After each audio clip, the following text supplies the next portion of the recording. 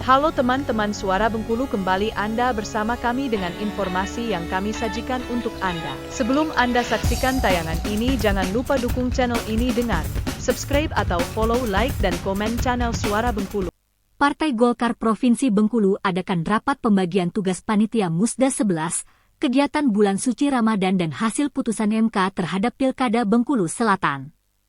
Bengkulu, Suara Bengkulu, DPD Partai Golkar Provinsi Bengkulu kembali mengadakan rapat di lantai 2 dengan agenda rapat pembagian tugas panitia Musda 11, persiapan menyambut bulan suci Ramadan dan hal-hal lain yang dianggap perlu, Rabu, 26 Februari 2025. Rapat yang dimulai sekitar pukul 14 waktu Indonesia bagian Barat diawali dengan sambutan oleh Bung Samsu Amanah, SO sebagai Ketua Penyelenggara Musda 11 dan juga sebagai Sekretaris DPD Partai Golkar Provinsi Bengkulu yang didampingi oleh Wakil Ketua Asnawi Alamat dan Bendahara Haryanto Wadar.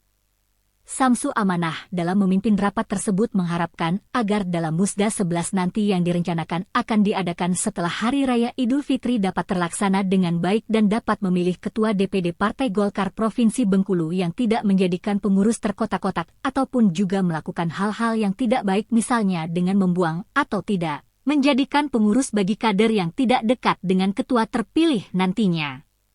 Lebih lanjut ditegaskan bahwa agar panitia Musda bisa mempersiapkan dan menjalankan tugas-tugasnya dengan baik sesuai dengan fungsi dan tugas yang diberikan terutama kepada Panitia Steering Committee, OC, maupun Organizing Committee, OC, dengan penyelenggara Musda yang terus melakukan monitoring dan evaluasi termasuk agenda kegiatan di bulan suci Ramadan nantinya.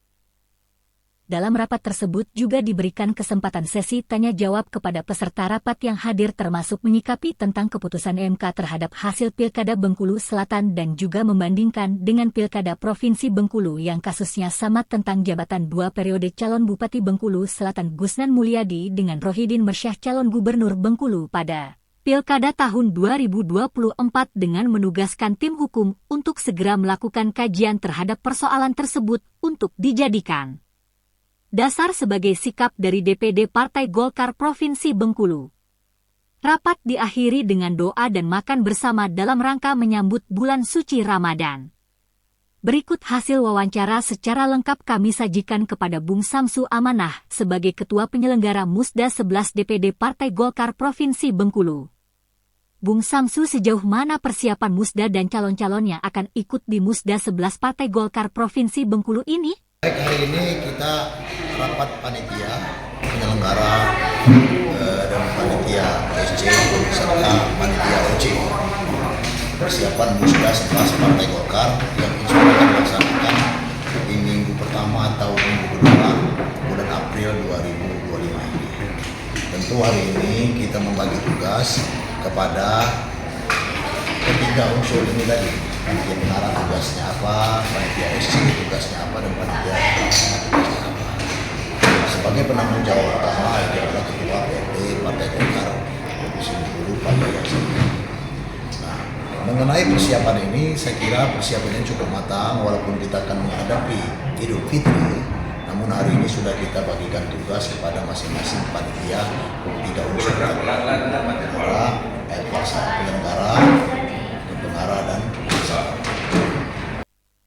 Selanjutnya mengenai putusan MK dengan didiskualifikasinya Pak Gusnan Mulyadi sebagai calon terpilih Bupati Bengkulu Selatan tentang persiapan partai koalisi yang terdiri dari Golkar, Nasdem dan PKS untuk memutuskan siapa pengganti Pak Gusnan ini? Ya, pasca keputusan MK kita semua sudah tahu. Maka MK dengan tegas mengatakan bahwa paslon Gusnan Mulyadi dan Iis Sumirat yang didiskualifikasi adalah calon bupati yaitu Gusnan Mulyadi. Dan partai pengusung dan pengusung diminta segera melakukan pengganti Gusnan Mulyadi sebagai calon bupati, sementara calon wakil bupatinya tetap. Artinya ketiga partai pengusung ini harus melakukan rapat bagaimana mekanisme penjaringannya untuk mengganti calon bupati. Kenapa demikian? Karena ketiga partai ini adalah memiliki hak yang sama. Yang partai pengusung yang mengeluarkan B1 KWK, sehingga pada saat kemarin itu kita sama-sama mendaftarkan pasangan calon itu. Toh ketika ada yang dikeluarkan diskualifikasi oleh maka bertiga ini juga harus duduk satu meja kembali untuk menetapkan calon pengganti, yaitu calon bupati. Intinya bahwa Golkar, Nasdem, dan PKS tetap akan ikut serta di dalam PSU yang akan dilakukan di Bengkulu Selatan. Saya kira begitu. Akan dibuka penjaringan lagi nggak? Penjaringan itu Dibuka tidak mungkin oleh- dari awal. Oh iya. Mungkin kita hanya bicara bagaimana ketiga partai ini di tingkat provinsi duduk satu meja bagaimana dalam hal penetapannya. Gimana pun keputusan B1 KWK-nya adalah ditetapkan oleh DPP masing-masing, baik Golkar, Nasdem maupun PKS. Kapan penetapan musyawarah ini? Dalam waktu singkat karena itu tidak lama. Dikasih 60 hari? Iya, hanya diberi waktu 60 hari. Saya kira begitu. Bagaimana sistem dan mekanisme penjaringan Ketua DPD Partai Golkar Provinsi Bengkulu nantinya? Ya, ini pertanyaan yang menarik bahwa Partai Golkar ini punya mekanisme sendiri dalam hal menjaring bakal calon Ketua DPD Partai Golkar Provinsi Bengkulu pada Musda 11 ini nanti. Bahwa setiap kader Partai Golkar yang memenuhi syarat boleh melakukan pendaftaran. Maka karena partai adalah partai kader, tentu membolehkan kepada siapa yang merasa sudah memiliki atau memenuhi syarat untuk mendaftar sebagai bakal calon menjadi calon. Ya. Nah, mekanisme itu nanti melalui pendaftaran. Pendaftaran akan dibuka oleh SC, panitia SC akan membuka pendaftaran dengan berkas, ya kan, dengan berkas, dengan biodata yang ada. Karena dia ada syaratnya adalah 5 tahun berturut-turut tidak terputus menjadi pengurus, salah satunya kan sesuai tingkatan pusat, provinsi maupun di kecamatan dan desa, kabupaten juga.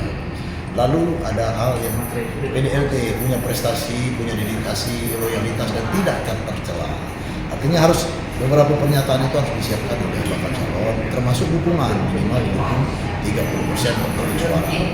Itu syarat pendaftaran yang akan dilakukan oleh SC nanti kepada kawan-kawan yang ingin mendaftar. Intinya Partai Golkar ini partai demokratis, partai kader, membolehkan kepada siapapun yang ingin menjadi calon. Lalu bagaimana dengan hal yang berkaitan dengan diskresi yang harus didapatkan oleh calon tertentu dari DPP Partai Golkar? Baik, saya akan uraikan tentang terjemahan daripada diskresi. Diskresi itu di zaman Ketum Setia Novanto dan Airlangga itu beberapa kali dikeluarkan di seluruh provinsi dan kabupaten kota di Indonesia. Diskresi itu memberikan surat persetujuan kepada kader yang non Partai Golkar atau belum memenuhi syarat sebagaimana diaturan, maka dia dikeluarkan diskresi. Artinya meloloskan kader yang belum memenuhi syarat menjadi memenuhi syarat. Itu surat diskresi. Ya kan? Ketika dia langsung memenuhi syarat, maka tidak butuh diskresi, langsung daftar saja. Kan begitu, langsung daftar, nanti diverifikasi oleh SC. Oke, terima kasih Bung Samsu atas informasinya. Terima kasih Anda sudah menyaksikan tayangan kami. Dukung channel ini dengan subscribe, like dan komen channel Suara Bengkulu.